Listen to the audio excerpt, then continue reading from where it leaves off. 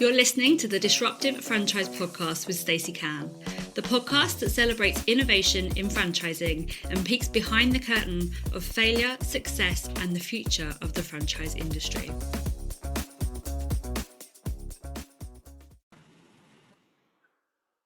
Hello, everybody. Welcome to the Disruptive Franchise Podcast. I'm Stacey, and today we've got the wonderful Monica joining us from Atlas Mapping. Monica, hello.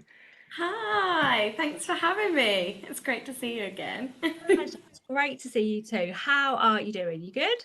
Yes, very good. Enjoying the sunshine, if I'm honest. As we record this, it's quite sweaty in my house as well, so it's a nice sunshine day.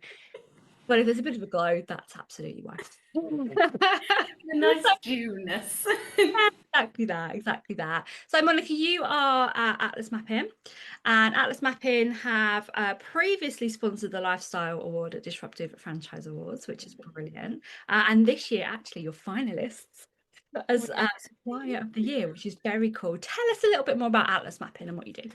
Sure. So I'm the business development manager at Atlas Mapping, but essentially my role is looking after all of our UK franchise clients. So the company in general is mainly a software company, but we do also have consultative services.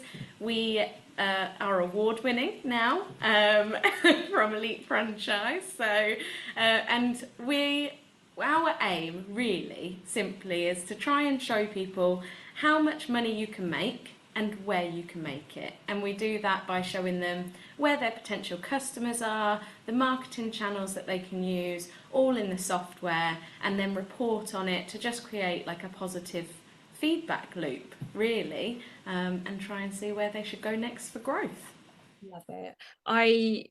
Obviously we had you into my membership a little while ago, and I really was quite blown away by how much you can get from the mapping software that you use, and kind of looking at the potential like pitfalls, because I think a lot of franchisors, particularly in those early stages, like, oh, I can't afford to map yet, I'll do it later, but then they end up with like a motorway in the middle of their territory. Yeah. Big everything.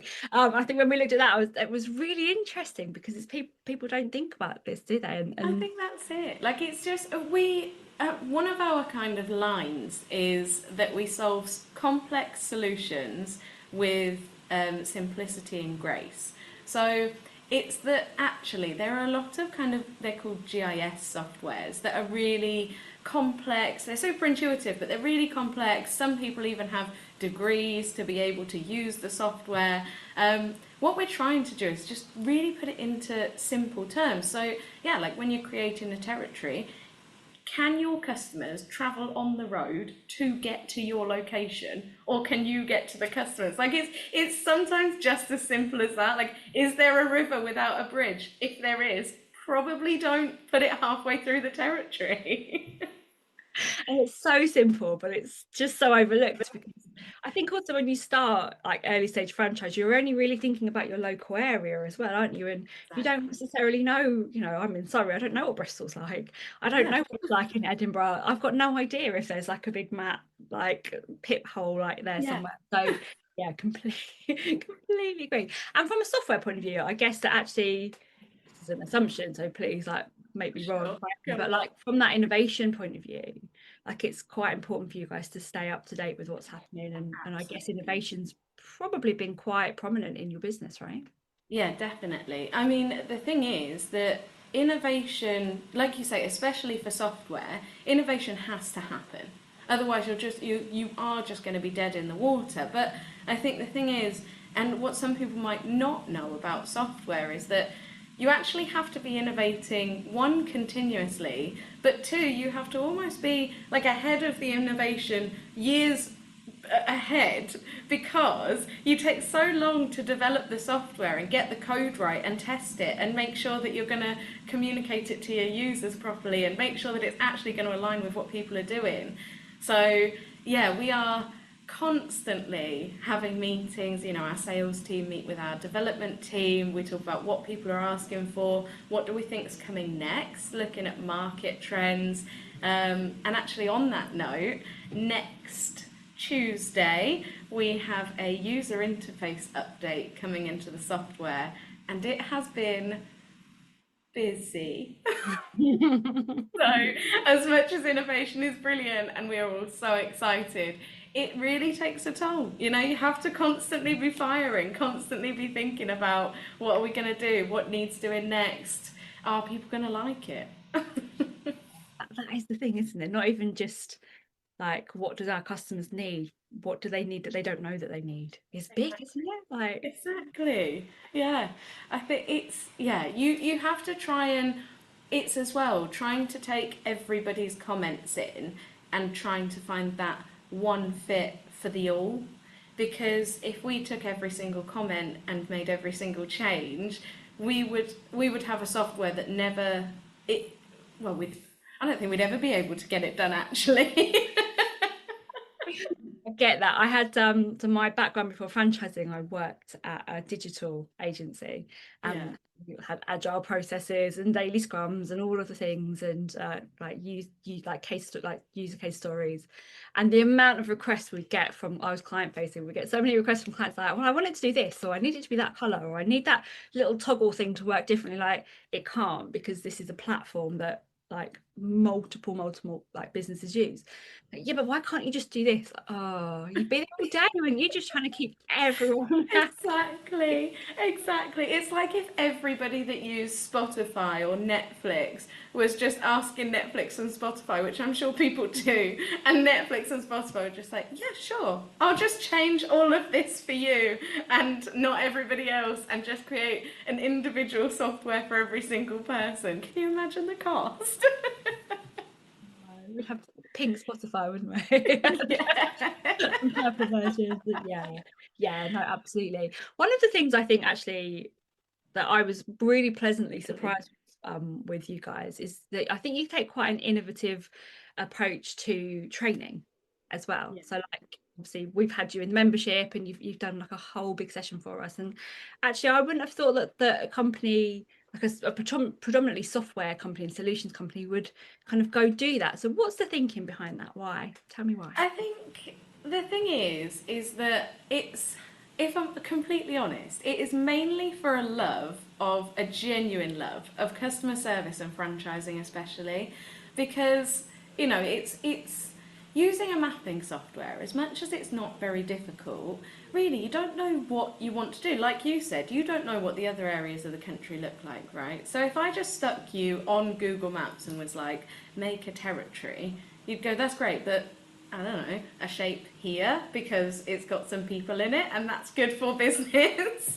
But actually, if you don't know what you're looking for or what things to try and avoid, and you know, trying not to always talk about territories, but um, trying to give those tips of natural barriers and understanding how the market works, that's where the value is as well. And I think it's just trying to educate as much as it is. Obviously it's great to have more customers, of course, but just making sure that everybody's set up right from the beginning. And I think especially in franchising, it's such a lovely group. It's such a lovely group of businesses to be a part of. You want everybody to succeed. So any kind of bits of wisdom that we can pass on, it just comes from there, really. Yeah, loving to help everyone as much as we can.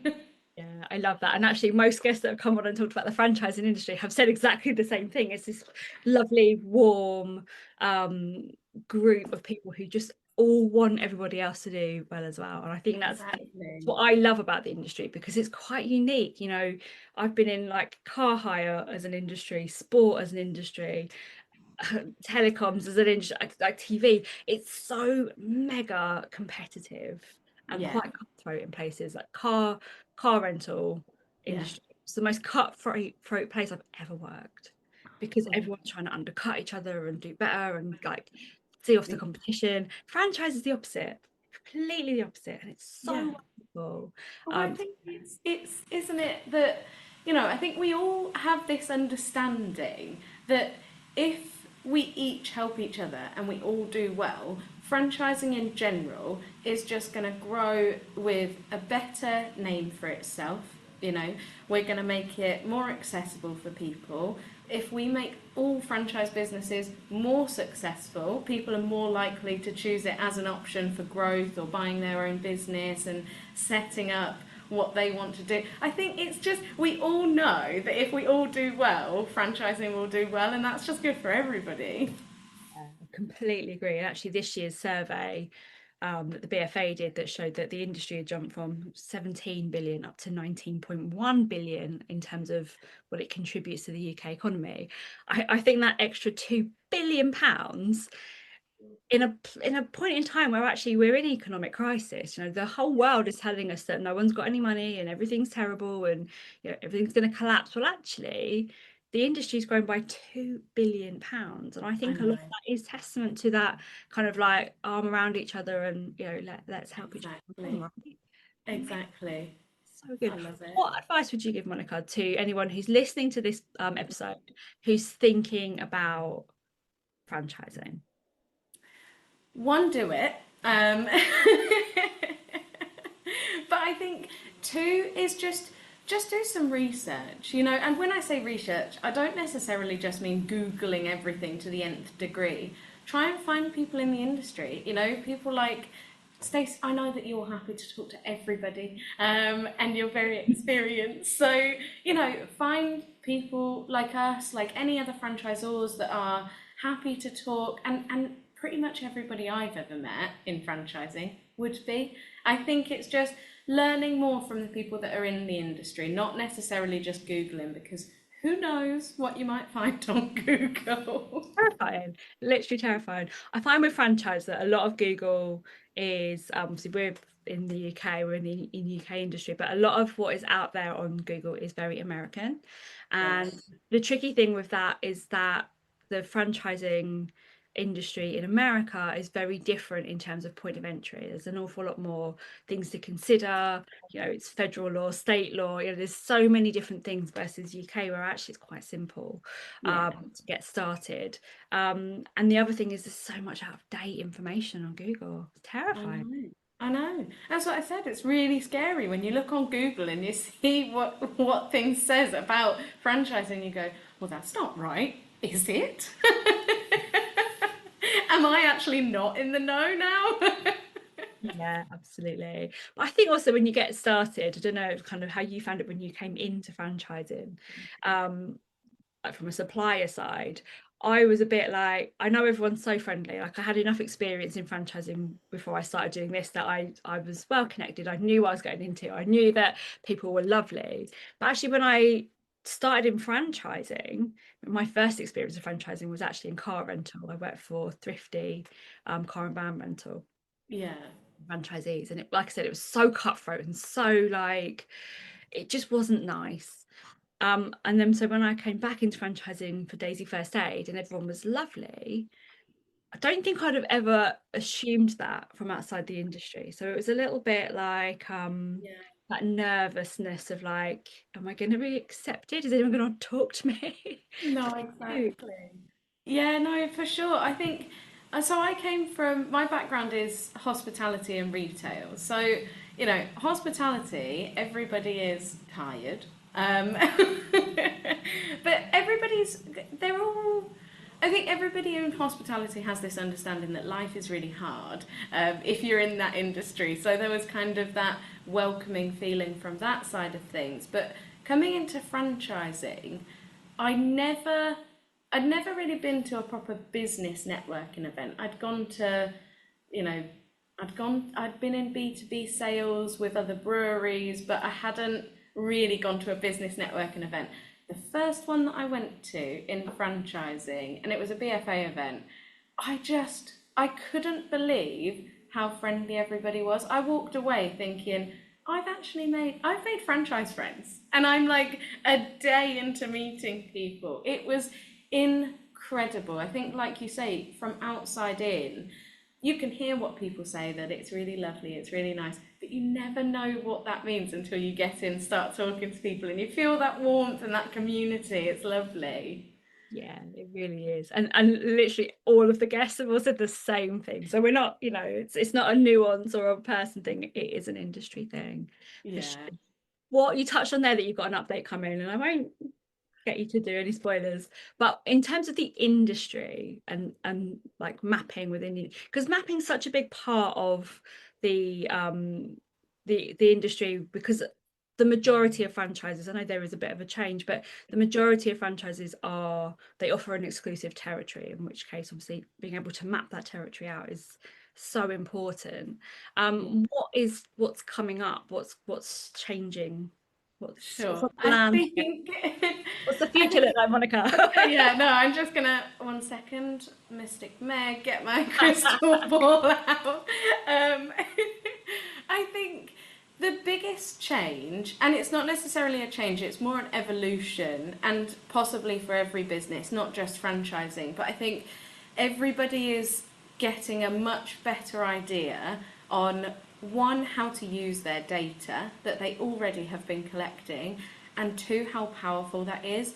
I think more data, and more data that's better aligned to you, your business, your customers, that's the biggest change. Because I think, businesses have been collecting customer data for years, and yes, the biggest stories is Club Card, and they do this, and they give you those personalised deals. But I think a lot of franchises, there are a couple who have already fully taken this on board, but it's making sure that their marketing is hyper localized, sending them links to venues that are 10 minutes drive away from them. Does that increase your acquisition rate? Yeah, definitely. And just making sure that you know what you're putting your money behind in terms of setting up a new operation, like I say, that direct marketing, any sort of operational efforts that you're putting in, just making sure that you have the data behind it in backing those decisions, I think is the biggest change. Because before, when we would talk to people about using their data, it was very much, it was a buzzword. It was a scary word that was like, oh, we've heard it thrown around. It's very much business jargon. Nobody really knows what that means. But in simple terms, it's just, where are your customers? How much are your customers worth to you? And how many more sales can you make? It's really easy. I say that, but we help with the easiness. I completely agree with that, because I think the other thing is that a lot of, particularly within lifestyle franchises, and that, an awful lot of disruptive franchise award finalists and winners are lifestyle based, Yeah, and lifestyle being where it's not like a food chain, or there's no heavy investment. I think a lot of lifestyle franchises that they start because somebody was passionate about something. So yeah, they start because somebody had a need to change or needed a solution, and they were passionate about this thing, so they started going for it. And then the trajectory of that, like, passion and the growth, happened really quick, and actually a really good way for them to make sure that they got a better impact out there with kind of the thing they were passionate about was to franchise. So yeah, I guess what I'm trying to say is a lot of lifestyle, particularly franchises, are almost accidental business owners.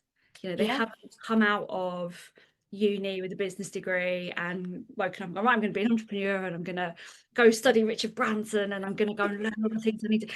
That just doesn't happen in franchising. And so it's almost like a retrofit of some of the business skills that you need to then grow, data being a huge one of them, a huge part of that. Because I worked as an analyst for quite a long time, and so I am always data led, because I think data helps you justify your decisions. But the Exactly. amount of franchises, like franchisors and franchisees, and like, what are your numbers? Like, I don't know. Yeah, Let's go start by looking at the numbers, because actually otherwise you don't know how much more money you can make. If you don't know how many people are in your territory, you don't know how many people you can sell to.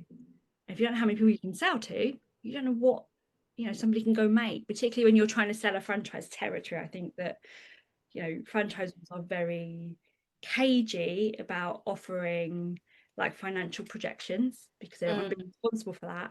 But to be able to say, well, actually, we've got 200,000 people in your area, and of that, if you sell to 50% of them, that's 100,000 people, like, and then you exactly. can put that against, we could be here all day. We're talking about, I'd No, love, I know, and honestly, you get my brain going. like, but to be able to put a number based on fact, rather than finger in the air, well, I think you could earn 60,000 a year.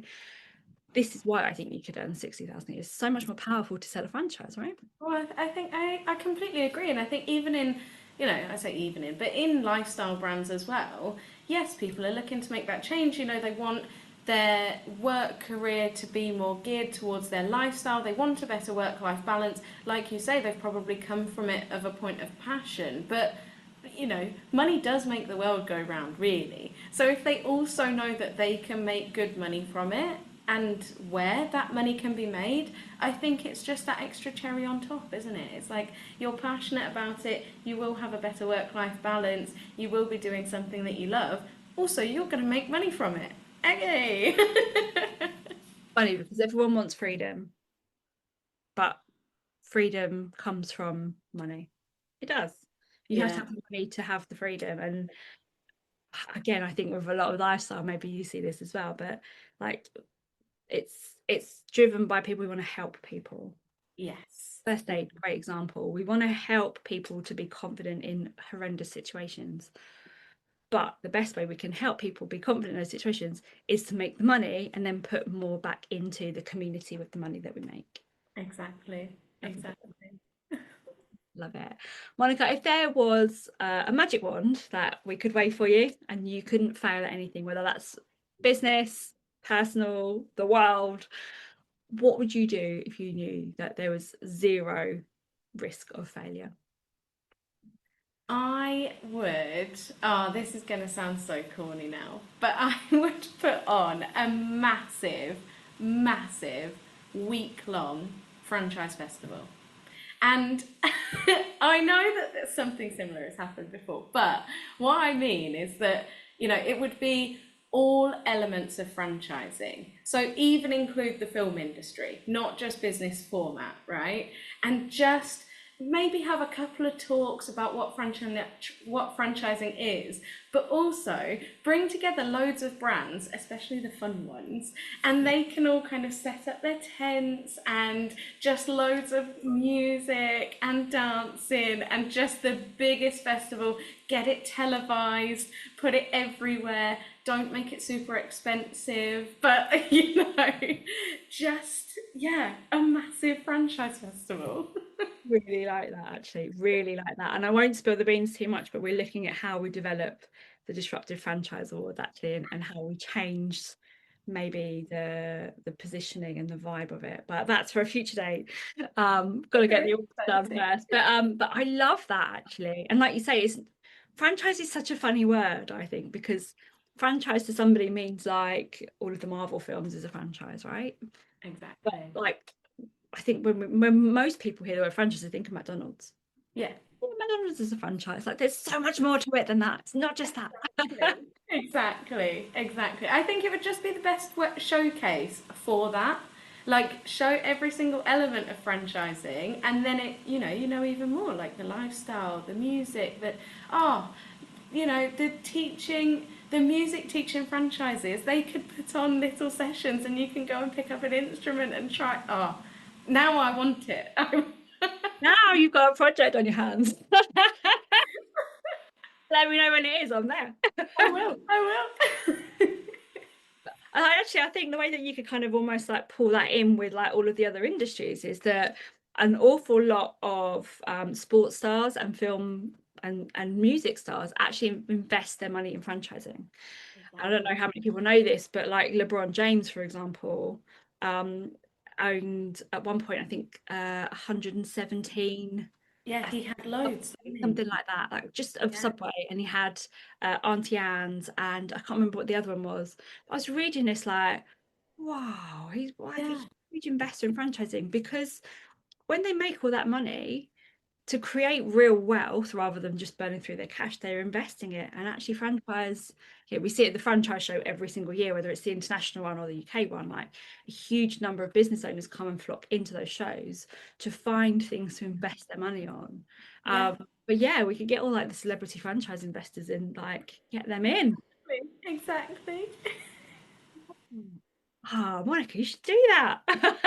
Oh, no. Now that I've said it out loud as well, and people are going to hear it, and then I can't head this up. Somebody else, when you're listening to this, somebody else who has more skills than me in those sorts of things, please take this on. I'm more than happy to help, but please somebody head this up. I think that's the beauty of this question, isn't it? Because if you couldn't fail, there's so much you would do, but it's the fear of failure that stops you doing it. Because like, well, I can't do that, or Yeah.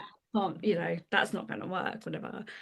Interestingly, so the point where we're filming this next month is Ideas Fest, and Ideas Fest is a growing event for business owners. It's like the Glastonbury of business, basically. I went last year, it was really good fun. It's in a field, there are tents and they do talks and stuff like that. And this year there is a franchise panel with Pip Wilkins, who's the head of the BFA, and some other wonderful, like, it's been organised by Elite Franchising. Yeah. And so we're kind of taking those steps into the mainstream business channels, which is brilliant. But I think, yeah, absolutely, you could do a whole festival. Yeah. Yeah. I love it. I love it. I just love it. That's what I love about the question. The potential is just endless, isn't it? Exactly. You have that Exactly. data behind you, but yeah, let's do it. You know where to do it from all of the mapping data that we've got. Like, See, exactly. I know where all the people are. I know the easiest place to get to in terms of driving locations. Now we just need a big enough field. Maybe where they do leads or download or maybe I'll start looking into this actually. guys, watch this space. Monica is very soon going to be bringing to you the amazing Franchise Festival. Ooh, Fingers gorgeous, crossed. gorgeous. Monica, thank you so much for being with me today. I've loved chatting to you. We could probably chat about this festival like all day. Exactly. I'm there for that. Absolutely there for that. Thank you so, so much. How can people find you and Atlas Mapping? You can find Atlas Mapping on Google or on LinkedIn, and again, you can find myself on LinkedIn. I have started to post top tips for territory mapping and using your data. So if you want any free tips, go onto LinkedIn, find my page, reach out, talk to us at Atlas Mapping. If you need a hand, we're more than happy. Amazing. Thank you, Monica. We'll put all of the links in the show notes so that you can go and click to find whatever you need. Thank you so much for joining me today. I hope you guys that are listening have enjoyed listening to the show. If you have, please do me a favour and drop us a subscribe so that you get notifications on what's coming next. And this show has been very kindly sponsored by Book When and Make Your Mark podcast agency. Thank you very much. We'll see you next week. Thanks, everyone. Before we finish up today, I'd love to just thank our podcast sponsors, Book When and Make Your Mark podcast agency, without whom this episode wouldn't have been possible. You can find more information on both amazing companies in the show notes. If you've enjoyed listening to today's episode, please also make sure that you hit the subscribe button, and I would absolutely love it if you left a review too. See you next time.